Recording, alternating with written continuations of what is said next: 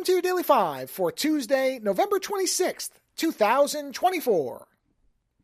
I have talked numerous times about my adoration for the original S.T.A.L.K.E.R. Shadow of Chernobyl game and for about my love of the S.T.A.L.K.E.R. kind of media universe, not only the original book, but the film and also the video game. Call of Pripyat. I could not remember what the third game was called until just now. So basically, if you never played them, there were 3 S.T.A.L.K.E.R. games originally. The first one was Shadow of Chernobyl. I believe the second one was Clear Sky, and the third one was Call of Pripyat. I don't really remember because the sequels...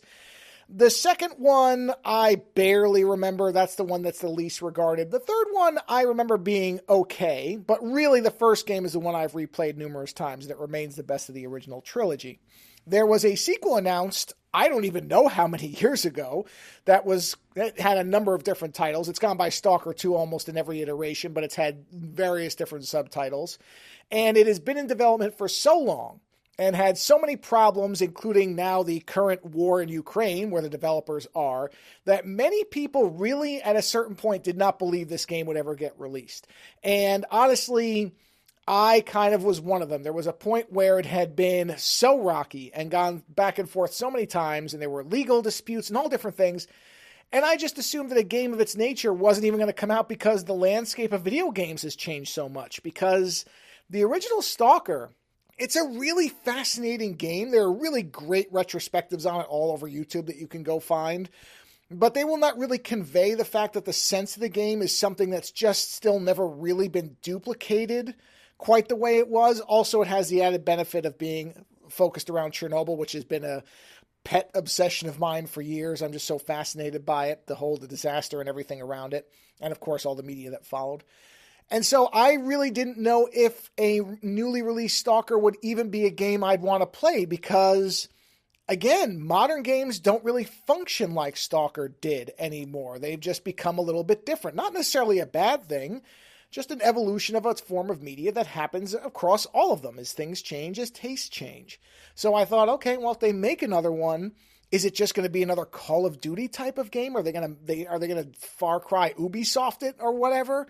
And I didn't know what it would be like. And so when the sequel actually did come out, not only was given a date and was a release, and then people started reviewing it, a lot of the reviews are interesting because they were not necessarily positive in themselves, but to me they were positive because many of them said, okay, if you like the original game, you're going to like this, but it's unclear whether anybody else will. And that was enough for me because, again, the thing that I was interested in is, would they change the formula? Because several of the original developers aren't on the team anymore. Again, with all the turbulence in development, it would have been easiest to simply go in a direction that was proven, to make a game that was much closer to, again, something like a Call of Duty, a straightforward action shooter. Or, I guess, something, I don't know what else, but the easier path would have been to make it linear, to dial it in, to make it smaller scale, and just release something that, if nothing else, would be purchased by people who knew what they were getting. Instead, S.T.A.L.K.E.R. 2, which I've been playing now I've got about 10 hours into it at this point, is really just the first game with a new narrative and a coat of polish. And honestly, I love it. It is exactly what I remember loving about the original game, except with the ability to run it on a modern system and looking far better than the original ever did. Does it have some bugs and some hitches here and there? Yes. Can it have really punishing difficulty spikes? Absolutely. Do I care? No, because the zone itself, the whole framework of the first game is all there. It feels like I've stepped right from the first game into a newer version of it.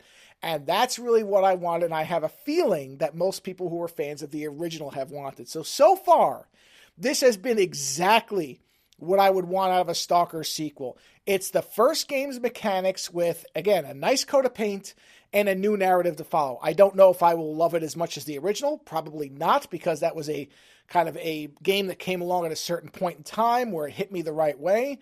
But is this giving me memories of that? Does it feel like it's a close cousin to it? Is it doing enough to make me want to keep playing it? Yes. And I really wasn't sure that was ever going to be the case with a S.T.A.L.K.E.R. sequel. So far, this is not a review, just impressions. S.T.A.L.K.E.R. 2 is giving me exactly what I want, and that's what I was hoping for. Later.